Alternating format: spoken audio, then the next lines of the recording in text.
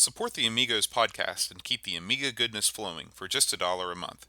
Visit our page at patreon.com/AmigosPodcast.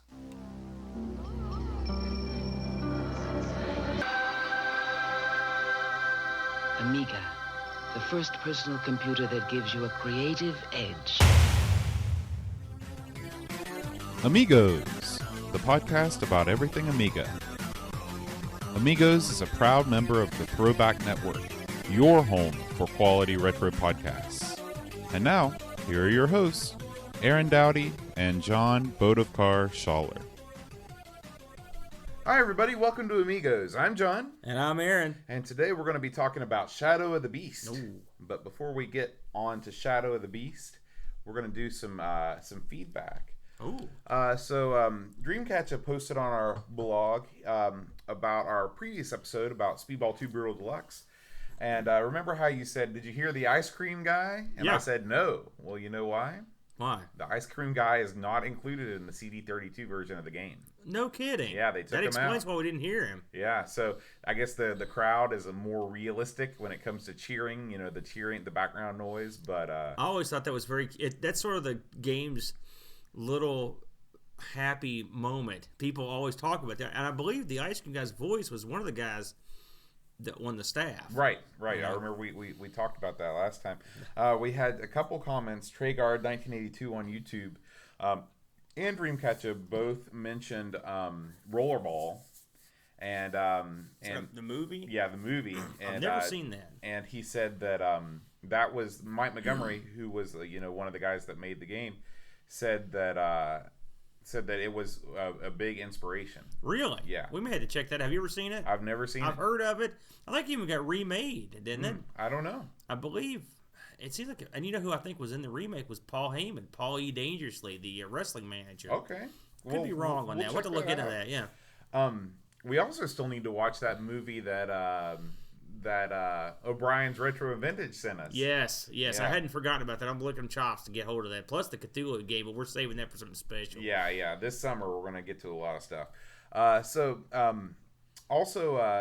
Now you said that you'd seen the Roller Games TV series before, Absolutely, right? and played the pinball machine too, which is quite good. Okay, so that was another mention about influences, not direct influences, but these are things that are in that same sphere. Yeah. That is, I guess that's it. That was our only feedback from last week. Chris Folds posted on Facebook about a new Amiga computer called the Amiga Project. Okay. I think I saw a blurb about that go by. What's the scoop? This is a cool looking thing. All right. It looks like a disk drive, it looks kind of like I don't know if an Amiga did the Amiga have a standalone disk drive that whenever you buy a spare drive. You mean I've got a couple of them. Yeah. So it looks like one of those, All right. but the whole computer is contained within the disk drive. So they've got this thing set up. It's all legit, Cloanto, kickstarts, and everything. And this thing will actually read Amiga discs. You pop an Amiga disc in there, you turn it on, and you're good. So what does it have? A display outputs and stuff? It's got display. It's got HDMI out, 720p. It'll display your screen 16:9, 4:3. It's got a dual core ARM CPU and the floppy controller. So basically, if you want to have something that you can play old Amiga games on, but still have the convenience of having an SD card in there so you can load games that way too. It also comes preloaded with Android 4.2.2, so you can have an Android PC also, as well as this Amiga. So is this running on like WinUAE, like a flavor of that? That's it. And this is a now. What is the board itself? Is this like a Raspberry Pi sort of affair, or is this a custom board? No, well, it's an ARM CPU, and I'm just reading off the notes from their site.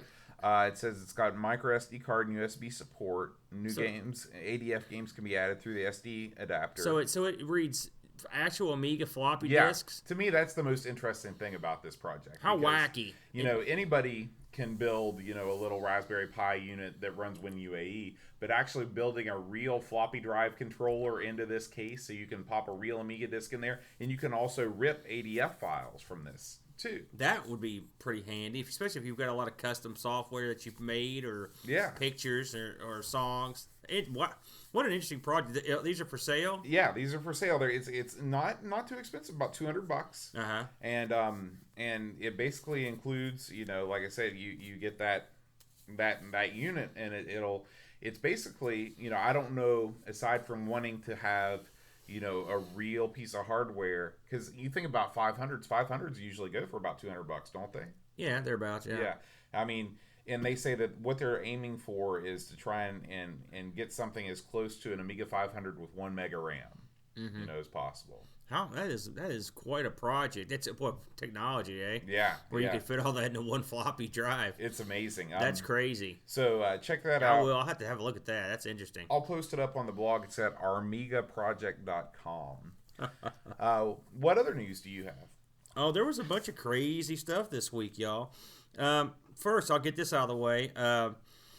Coming up, they've announced the date and place for the Sensible World of Soccer World Cup. Oh, yeah. Now we covered the kickoff to World Cup. We got to give fair treatment to Sensible Soccer.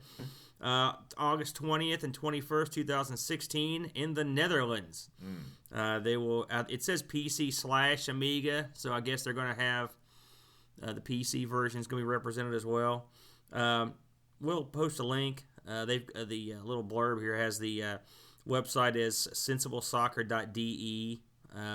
So if you're interested in going over and checking that out, but hey, if you're a good hand and you happen to be near the Netherlands in August, there you go. Yeah. So kind of neat. It's I love it that these games that have been around forever. I don't know when. I can't remember exactly when Sensible Soccer came out, but I mean you're going on what, 16, 20, 25 years, something like that, years. Or more. Unbelievable. But anyway, World Cup, if you're into that, it'll probably be a good item to even watch as well.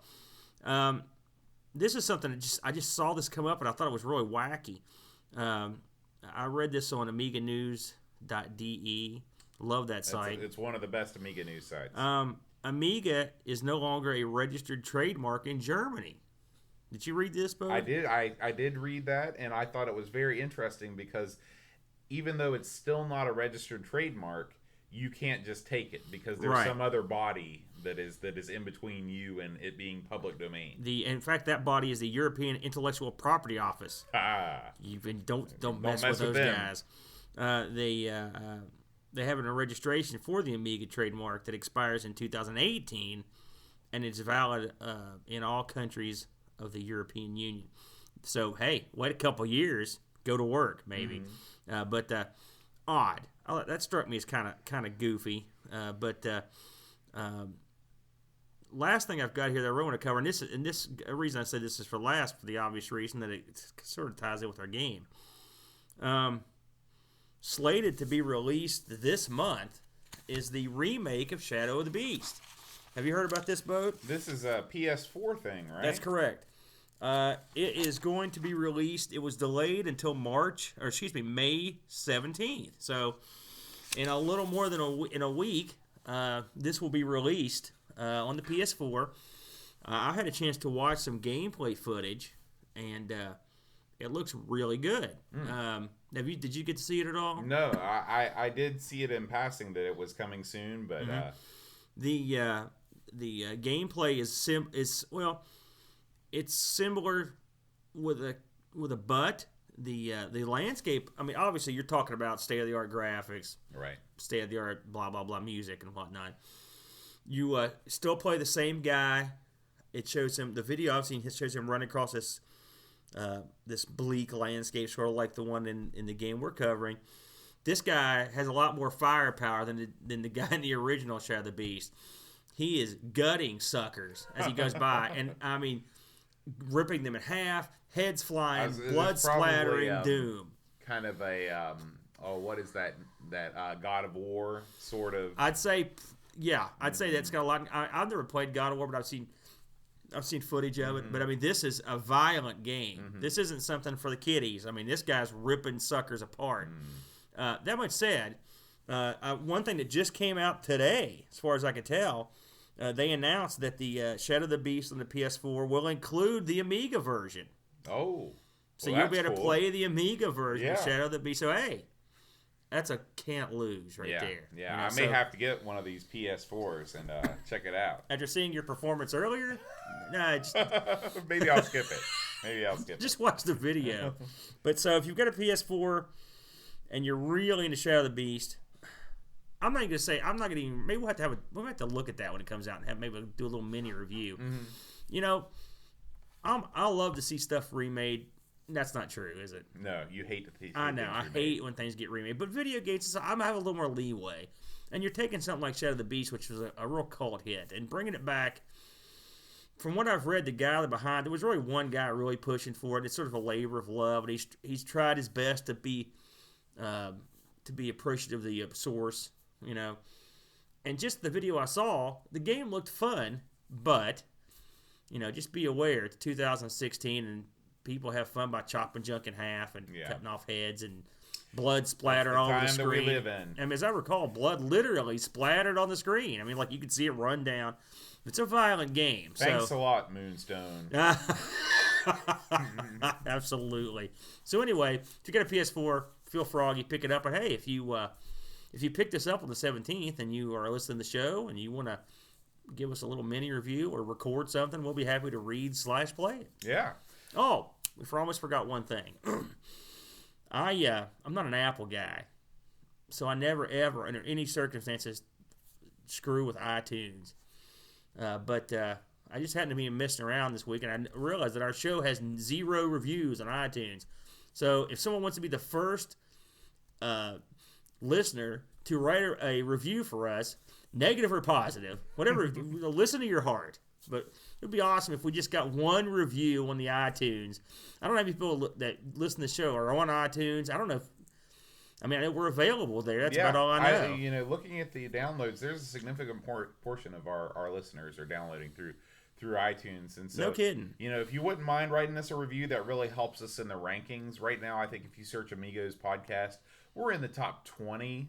Of course, our name it triggers a lot of Spanish language podcasts. We're in the top 20 of what exactly? If you search for Amigos podcast in iTunes. Yeah, because I looked for it and all kinds of crazy stuff came up. I had a heck of a time finding you know, those reviews are the things that help us float to the top and hopefully get some more listeners. So if you wouldn't mind doing that, we'd really appreciate it. Yes. Thank you for your support. Dreamcatcher has been busy posting on the blog. Always. He's always got good stuff. Yeah, he put up a post a couple days ago about 2 kind of obscure games. The first one, he's talking about product tie-ins, you know, going back to James Pond and the what were those things called? The penguin biscuits. Oh, yeah, and yes. Anyway, his Pond review, by the way, if you've never read that is a must read. He talks about how in 1988, Gremlin Graphics and Chewits. Now, I'm not really sure what a Chewit is, but I'm almost sure that it is the same as Starburst here in the United States. Are you familiar with Chewits? I'm not. I think that's what they are. And so, but anyway, they combined forces to produce a Spectrum Pac-Man clone. And if there isn't anything that should get you excited about video games, it's a Spectrum Pac-Man clone. And so, anyway, that's one of the things that he wrote about. He also wrote about this. The second game is much more interesting. It was sponsored by The Sun. The Sun is a British tabloid, most famous for having, up until very recently, rather buxom topless models on page 3. I've heard of that. I'm sure you have. And this game is called Snapperazzi, and it was kind of it was marketed, I assume, as a kids game, as all video games were marketed back then. But what you're doing is you're supposed to be photographing page 3 models, and of course these models That's are outstanding. They are clothed scantily. But I just thought that was odd, and apparently, you know, Dreamcatcher did too, because he wrote an excellent review talking all about the history of the game and what went into it, some great screenshots and everything like that. So check that out at amigospodcast.com.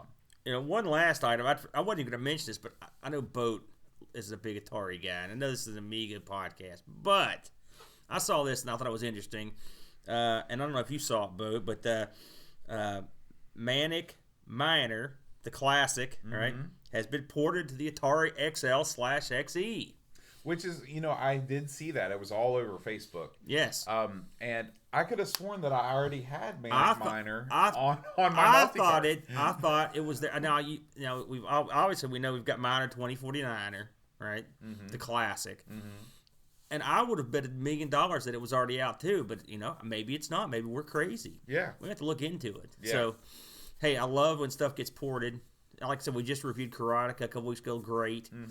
And geez, if you're one of the guys porting this stuff, good job. Yeah. It's awesome to have stuff turn up. Now, if someone out there, some fine person, can just port the original Blue Max to the Amiga, I would be a happy boy. That's all I want. I don't want that crazy 3D. You don't want Blue that Max. awesome Amiga Blue Max game? I read a lot about Blue Max in the past couple weeks. I don't know why. I listened to a podcast and they were talking about it, right?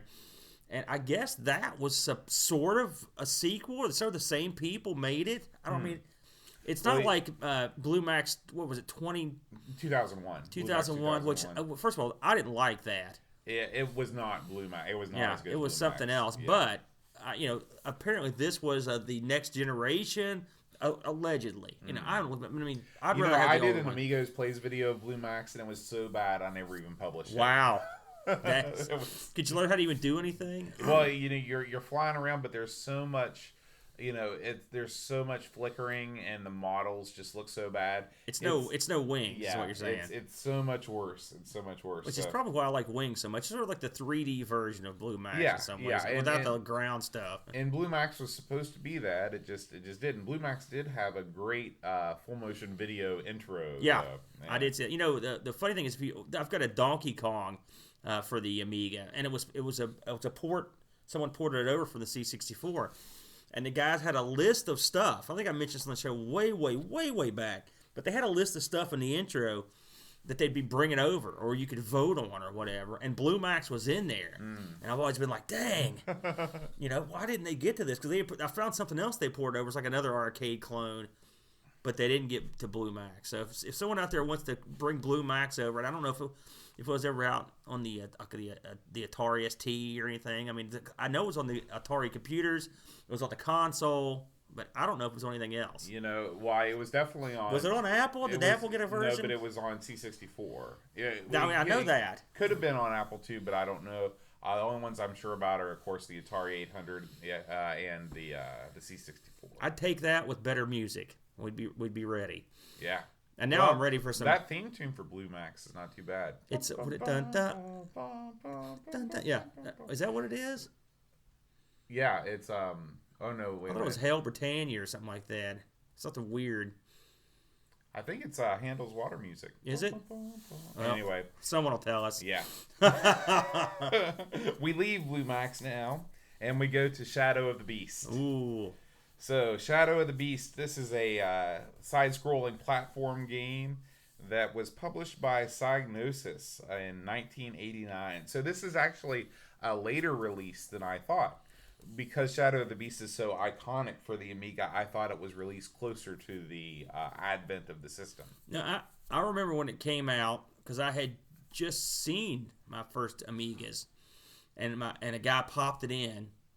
And you hear that music, holy smokes. You just hear that, I don't know, kind of pan-fluty. Atmospheric, yeah. Oh, my gosh. The music kicks in, and then that beast comes up. Doom, doom, doom, doom. It's got the intro music. That's my favorite track of the whole thing. It's so beautiful. And it sets the mood. This is a game where you play the aforementioned beast. I guess you're cursed in some way, and you basically make your way through levels that are both vertically and horizontally scrolling, and it's pretty basic as far as the gameplay goes. You start out with the punch. You got the low punch. You got a jump kick, but later on you can upgrade your abilities with fireballs or things like that. It has elements of I don't want to see role playing. I guess it does have some elements of role playing because you do have statistics. You've got a health bar, and you see how much health you have. When you pick up things, it kind of reminds me of the Dungeons and Dragons arcade games where you pick up food and it tells you like +2 or whatever, something like that. The dialogue is very DM-y, like they set the mood. There's a picture, and you. Yeah, and when you go into the one thing that sets this apart from most of the platforms that we talk about is that whenever you have the opportunity to go in somewhere, it is very arcade-like. Actually, again, it's just like those Dungeons and Dragons arcade games where it has these flashing arrows. Go in here, and when you go in there, you don't immediately go into the room. You see like this really nicely drawn picture, and you've got this scrolling text that kind of tells you where you are and kind of sets the mood. And it makes you really feel like you're more a part of the game than if it just dumped you in a new location. Yeah, it does a good job. Just for a little bit of background, I read the manual for this. Okay. And then nosed around on Wikipedia as well, a couple other places. And so the premise is the guy you're playing is named, basically a guy named Erebron. It's like a brawny version of me. Okay. Is kidnapped as a child, and through magic, he's turned into a monster, sort of a monstery servant of the evil beast lord Malthoth. That guy. Malthoth. It's like rolls off the tongue. Yeah, it's like a mail slot with a list. Basically, he watches the Erebron watches a guy get killed, and he later recognizes the guy who got killed as his dad, and his memory comes back, and so he wants to get revenge on Malthoth. That's tough. And after a long, arduous journey, I think he might be one of our supporters. Yeah, I was going to say, is this guy from Norway? He basically goes through the game. That's what you're playing him, and the gimmick is, he wants to be freed from the curse, return to human. Who doesn't form. want to be free of the curse? Man, I'm telling you, I wonder that myself all the time. Something we should mention. This is classic Psygnosis, is the box for this bad boy. Awesome art, and it's recreated in the game at one point, and it was done by a fantasy illustrator or artist or designer, Roger Dean. Now, are you familiar with Roger Dean's other work? I've seen he's done a lot of stuff to Psygnosis. I mean, like, what's it? Pteropods is one of his, and what I always think about with Roger Dean are those classic Yes albums. I don't know if you're a big prog rock guy, but he's the guy that did Fragile. It looks like his stuff too. Yeah. Mm-hmm. And they always had great stuff too, didn't they? I love Yes too. If you're in the right mood, Yes, throw it great. on. So as usual, they did a good job with this. Now, a lot of the boxes of this came with like a shirt, and the shirt would have I guess they had the logo, or I saw a couple of different shirts. I'm not 100% sure which, if it came with a picture of the cover of the.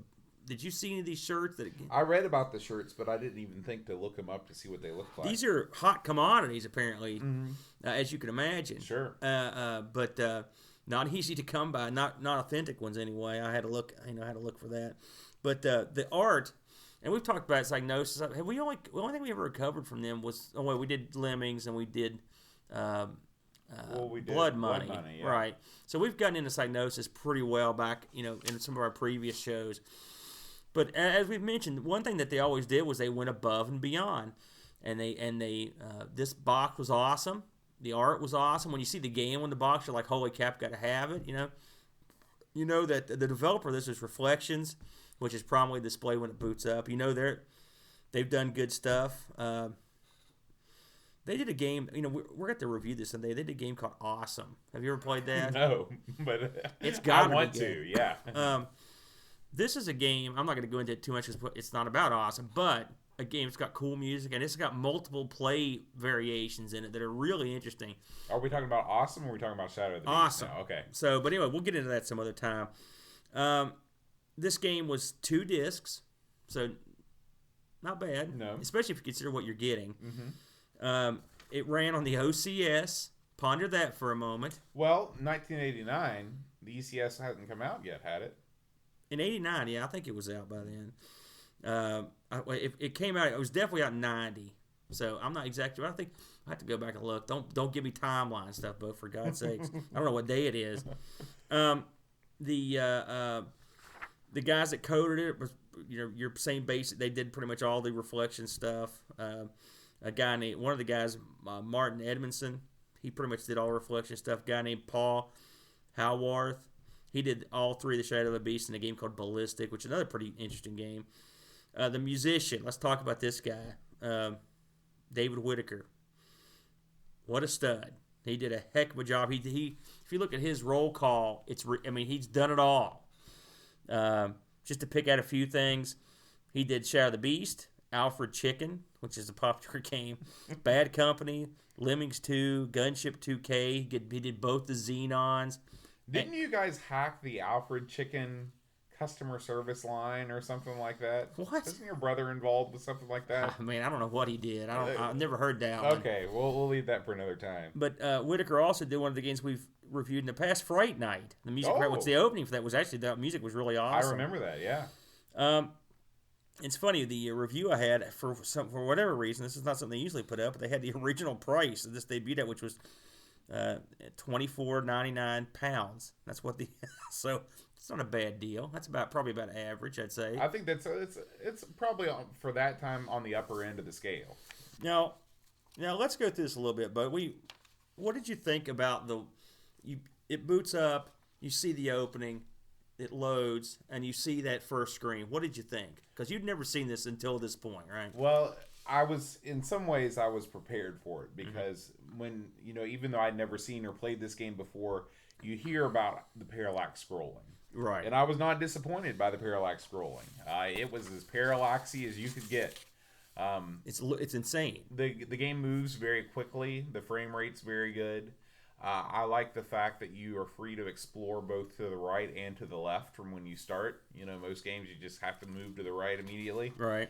I thought that the backgrounds looked great, especially the outdoor backgrounds. When you go underground or into a cave, it's not quite as good. You've got kind of a tiled background. It's still better than nothing, and it's better than many games, but it would have been nice to see some of that parallax scrolling involved in some of the subterranean levels. I will say this: when we reviewed Addams Family, one thing that was grossly missing was those neat backgrounds that you got on the other versions. Yeah. This proves that could have easily been done. Sure. That was they just didn't have time or the inclination. Yeah.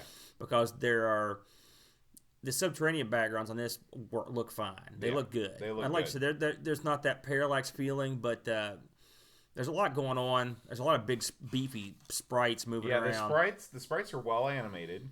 They're not as colorful as in that many sprites are either one or two colors, but they are very well animated. When you kill them, it's kind of funny. They just kind of melt away into the the ether. But your hero himself, he moves okay. I think he probably moves about as well as. Here it comes. You're not gonna say Lionheart, are you? Well, I think he might move better than Lionheart. Yeah. He I don't know. I think that you run into the same problem that Lionheart had, in that it's difficult sometimes to kill enemies at ankle height. Yes. Which is, for being a big, burly, beastly guy, you wouldn't think that would be an issue, but it is. Your jump kick is a little difficult to control. Controls in this game are a little bit finicky, but they move quickly, and I'll forgive not really tight controls as long as your character appears to move quickly. And that was one of the problems that I had with Sodan, is that you just move so slow. And this game, I think, is a more fair comparison to a game like Sodan than Lionheart because of the size of the sprites. Yeah, again, it wouldn't have been great if the Amiga had two buttons. It would have solved a lot of problems in a lot of games, because what Boat said, I had the same difficulty. Of course, I played with my trusty Wicco, and still delivering those those ground-based kicks, and of course, they love to put stuff in where you are forced to use them. It's difficult. Now, you can pick it up. I got halfway decent at it. A lot like Lionheart, you don't have a choice. If you're going to play the game, you got to learn how to do it, or you're screwed. But the controls, I thought were okay. The enemies were okay looking. They weren't like they did. The enemies were no, and when I mean that, I mean your run-of-the-mill flunkies that just came running at you in hordes. It's funny, this game, there's almost like a Psygnosis-y trademark where, and this game reminded me of it too, the enemies in this reminded me a lot of the enemies in Blood Money. Like, for example, you'd have those things that would ring around you or jump up there, and they would sort of ignore the platform and they would just be going through it, and the bad guys were all just like, it was like we made a joke, it was just like a conga line, da da da da da, and you punch one and there comes the next one, and all in order. I don't know if that's just the way they code stuff, just to, because it's, if you play a game like Rygar or something, or Rastans, what I meant to say, guys don't march in like that. They come in different groups. And that makes a lot more sense than they just come in. These guys are in a very orderly fashion. They are. It's just like I said. It's like a conga line of destruction. And if you get into the groove, you're fine. If you don't get in the groove, you're gonna be dead before you know what happened. A conga line over. Yeah. And speaking of which, you start out this game, I think, with 12 hits. Which sounds like a ton. Yeah, and it sounds like it's very generous, but there are so many enemies, and the enemies really aren't even the thing that it's aggravating. The aggravating thing are all of the implements of destruction that arise from the floor to kill you. Yeah. Whether it's spikes or there's a bear trap, and there's nothing you can do to avoid it. There's no sign that's telling you it's coming up. Yeah, you basically just have to memorize it. And some stuff where like a big spike will come up out of the ground or something like that, or something that comes from above. I mean, I can't even tell. I mean, I think they must hone in on where you're at. It's almost impossible to avoid them. When we played the live stream, when you move around, I usually can get into. I usually go left. In fact, I always go left. By the time I get to the tree where I go down, I will usually have about 6 hit points left. So half my hit points are gone before I even get to the dungeon. And then you go down in the dungeon. The first thing you come across are these bugs. Well, guess what? They're knee level enemies, and you've got to. If you're not ready to go, you're done. Game over. And this game is unforgiving. It has no continues. You get no extra men. There are ways to restore your health, but they're not easy to get to, and there's not a ton of them. There's no save points, which is, I'd say, the main criticism of this game. Way, way, way, way, way too difficult. I always play it. Thankfully, the WHD version, which I put on the 1200, you can hit F1 to toggle invulnerability, which doesn't mean you can just run through the game either. No.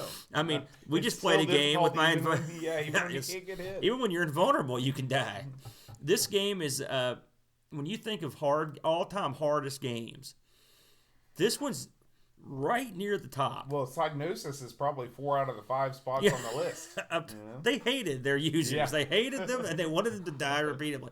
I mean, if you can go through and beat one of these games, I want to shake your hand, and because you're a better man than I am. I can't. If it wasn't for the invulnerability code, I remember when I had this before. I didn't know about the invulnerability code. I would just get so upset. I would try and try and try. It's brutal. Yeah, brutally hard. Now, we probably should mention the bosses. By contrast of their regular enemies, are they're huge, massive, they're bloody. They're well animated, very colorful.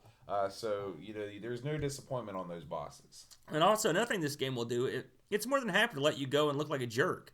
Example: if you start the game and go right, the first thing you come to is a well. It says in, arrows point in. You're like, I'm going to go in this well. You crawl all the way to the bottom, and there's a locked door, and you don't have a key, and so you leave. And trust me, it takes about 30 seconds to get to the bottom of that well. Yeah, it's a deep well. If you keep going to the right, there's this castle. You roll in. Guess what? It's pitch black. You don't have a torch. You're got to go out and get one. They do these things for reasons unknown, I guess, just to show you, hey, we can, this is non-linear gameplay in 1989. It's also D&D-ish. Yeah. It's like, what do you mean you're going to the cave without a torch? Right. Well, you can't see nothing. Right. Except unlike D&D, It's like everywhere you turn, there's a dragon. You Basically, got a to get jerk slaughtered. GM, yeah. Of course, we went over how great the music is. The parallax scrolling is ridiculously awesome. When you're on the ground level, I've read that in some places it's as many as 12 levels deep of parallax. That's if you consider what you're running on. I mean, this is basically a stock Amiga 500. Yeah. Or I think you had to have a minimum of 512K, but holy smokes, can you believe that on a system like that? It's incredible. The measuring stick by which all other games were measured. But another one of the problems this game had is it's not very long. It doesn't take very long to beat it. We say that. Let me rephrase that. If you know what you're doing and you're some kind of wizard that has eerie powers, you can get through it pretty quick. There's not a ton of content. Again, it's only 2 discs. But another gripe against it was that. Now, this game got released on a lot of systems, and I have to say, Boat, looking over this list, I would not have guessed this, but I'll read these off. You've got your Amstrad, of course. The Atari Lynx. Would you have ever guessed that? Well, I'll tell you, yes, because 1989, that was probably one of the biggest titles that was coming out at that time. But I'm thinking the muscle to run that would be. They must have really changed it. Yeah, it's probably not an exact port of the Amiga version. The Atari, of course, this debuted on the Amiga, so that was the home version. The Atari ST, of course, our old buddy. Yeah. C64/128 got a version, which is, again, I would assume would be way toned down. This one, and we'll go into this in a little bit, the FM Towns Marty. Really? Which, and the only reason the FM Towns Marty ever comes up is when people say, hey, the Amiga was the first CD-based 32-bit video game system. People are like, don't forget the FM Towns Marty. Well, let's face facts, folks. Who the hell knows what the hell that is? Some crazy Japanese machine. It's a Japanese computer that had little to no impact here. And when we go over these games, what conversions, I don't think that's ever came up once, has it? The FM Towns Marty? No, this is the first time you've mentioned And we've went over some big games, the PC Engine / TurboGrafx 16. I didn't know it was on there either. Super Nintendo had a version of this. Now, it was never released. I was going to say that I've never seen that. It was known as Super Shadow of the Beast, of course, because everything on the Super Nintendo is Super. And it was never released, but the ROM is out there. It's a finished ROM. Okay. So we have to check into that somewhere. No Acorn Archimedes, unfortunately. No. Here's another one. I can't believe it. Sega Master System. I can believe it. We've got Street Fighter 2 came out on the Sega Master System. The Genesis got a version of this. Now this is have you heard about this? Well, this was the original pack-in game for the Sega Genesis. Yeah, well, what a pack-in this was, folks. When they did the conversion of this, there was an oversight doing the PAL to NTSC conversion, and since the European version ran at a 50 hertz refresh rate, all the Genesis games have to run at a 60 hertz refresh rate in North America. And the conversion team didn't change the amount of time each frame remained on the screen. And so it made this game on the Genesis run almost 20% faster. It's blast processing. Oh, yeah, you ain't kidding. No one could hardly beat this thing. It was ridiculous. And so eventually, Sega revealed an invincibility cheat in 92. So this was a good 3 years after. Well, I don't know when it released on the. I think the Genesis came out in late '89. That's crazy. Yeah. Now the Japanese version, the Mega Drive, and presumably any version that ran into PAL, it ran fine. It didn't run like a crazy maniac, The Atari ST and the FM Towns Marty versions had, and some of these others, they would have the CD abilities. They would have the CD sound. They'd have video, stuff like that. Shadow of the Beast 1 and 2 were ported to a lot of systems. Shadow of the Beast 3, which we'll talk about some of the time, it never got ported anywhere, which I thought was kind of wacky because the Shadow of the Beast sold real well. And you would think it would have got ported, but who knows why. The soundtrack got released. on an Amiga music compilation CD entitled Immortal, which that might be kind of an interesting find if you can get it. A different fellow did the music for the second and third games, which is, I don't know why. Maybe the other guy was really busy because he's super talented. The funny thing is he used the same synthesizer that Whitaker used for the original game. So I don't know if it was the exact same one, but kind of interesting. Yeah. The music in the other two is pretty good. Get this, an Atari 8-bit version of this was in the works, but the company putting it out got ran out of business. Oh, I was going to say, by 89, the Atari 8-bit systems were... This would have been 90. Yeah. According to what they've got here. Last legs, for sure. Can you imagine an 8-bit version of this? But then again, like I said, I've seen... C64. You said it came out in C64. I know. It's yeah. I mean, but on the Atari, I mean, you would... Well, if you strip out all the parallax scrolling, this game, you could port this to, your trash can. The music, though, you'd be completely gone. Yeah, I mean, but the SID chip, you could do some stuff with the SID chip. It would be different, but it might be good. Yeah, I suppose so. Did you look at reviews on this thing? I was taken aback. What did you find? Well, it did not review that well. I was really surprised by this. I'll be honest with you. I looked over these reviews. Now, some of these reviews came several years after it was released, admittedly. But I'll just go down. Amiga Format gave it a 78% when they reviewed it in 89. That's okay. And now I'm guessing the reason they can these things, and I looked over a couple of these reviews, and that's pretty much what they said, is too hard. Yeah. Now, Amiga Power reviewed it 92. They were not kind, and I read this review, and they were not kind, and they gave it a 53%. Killed it. CU Amiga 91, 48%. Same thing. They were not happy with the ludicrous amounts of super incredible hardness that this thing had in it, and they killed it dead. So that much said, we both agree that difficulty is way off the scale. How would you rank this? I mean, I don't have to give me I guess if you're looking at it from their perspective, this is pre-internet, and a lot of people, they're relying on this magazine to tell them whether they should buy a game or not. And I would be really mad if a game scored really well and I couldn't get past, minute 3 of gameplay. Yeah. So I can understand their perspective. Now, would I rate it below a 60? Probably not. I think it's got many redeeming qualities. I think 78, that sounds pretty good to me. It definitely doesn't deserve anything higher than a high C because of the difficulty. But it's very beautiful. It's got great music. Yeah. While I'm thinking about it, because we're talking about the difficulty, we don't usually give out cheats, but I'm going to give these out because if someone's going to try to play along with this at home, you need to know these. Now, if you're playing the WHD version of this, F1. You get into the game, hit F1 to toggle your invincibility.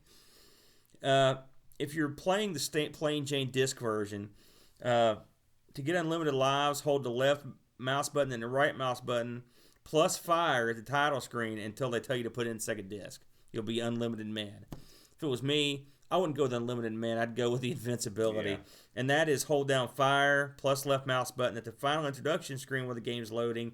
Keep the buttons held until they ask you to swap the disc. So, do it. If you're going to play this, I don't know how many of you guys follow along with us at home, but if you're going to try to play this game, you're going to break out your old discs.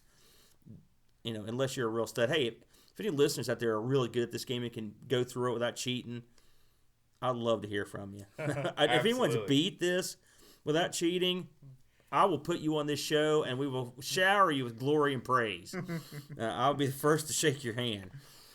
What's going on with eBay with this game? Did you see any action on there? I did look up what we were doing on eBay on this thing, as I always like to do. There was one copy in the States, and it was going for the slim trim amount of $99 plus shipping, and that's a lot. That it was the only copy. So someone was going to work. And I normally would rag on this person, but that's pretty much that's the only thing going on in the States. I looked up to see what was going on in the UK. They've got 2 boxes that are going for right about the same price shipped, and they've sold some at that price. So you're looking at some pretty good dough to get this. Now, the boxes I saw didn't even say if they include the T-shirt, so I'm guessing they don't. So you're probably yeah. Oh, you never know. So every once in a while you'll see something like that creep over the T-shirt. I'll look through the history of this game. The second one and the third one much easier to get. The first one, rare. I would deem this as one of our rarer games. You can get the box, the discs without the box. You're still looking around $15-$20 just for the discs shipped, U.S. So if you're wanting to add this to your collection, and it's funny because I thought, man, I'll tell you folks, every time we do one of these reviews, I'm like, man, I'd love to have that box and that game. And almost every one of them, I go up there, I'm just like, it's just a shot to the gut. It's like, you can't afford this, jerk. Crawl down to your hole, and that's what I do. So this is another one I can't afford, but if you've got this in your collection, you're in good shape. How far did you get, by the way, just for... I made it... Well, it's hard to say because you're so free roaming, I definitely didn't make it past into any boss or anything like that. So I still in the first world. I usually go left. I go down the tree. I get the key, get the firepower, and go up and fight the big freak. I've never been able to beat the freak. Now, when I had this game in my youth, I could beat that guy, but I don't think I did. It seems like I lost interest in this. It was just so hard that I just gave up. Because I beat the freak without cheating once. I've gotten to him plenty of times to just get slaughtered. But the game is just really hard. Not to beat a dead horse, but it's hard, folks. So, but overall, I like the game. Do I think it's better than Sedan? It's absolutely better than Sedan, except for the difficulty. Do I think it's better than Gods?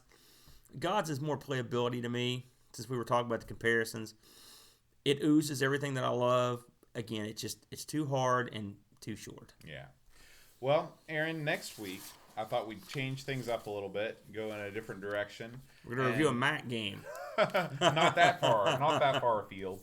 But I thought we'd do another Cinemaware title. I thought we'd do It Came from the Desert. Oh, I've been really wanting to try this one again, too, because it comes up every time we do anything for Cinemaware, that game comes up time and time again. That sounds great. I'm looking forward to that big time. Cool. I'd like to thank our sponsors.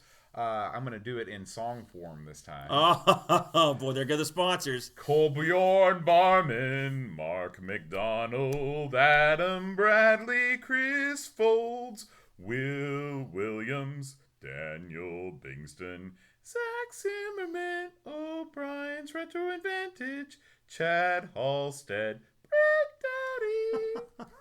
Wow. Don't quit your day job, Boat. So, if you'd like to sponsor us and be part of my musical genius, then there goes that sponsorship.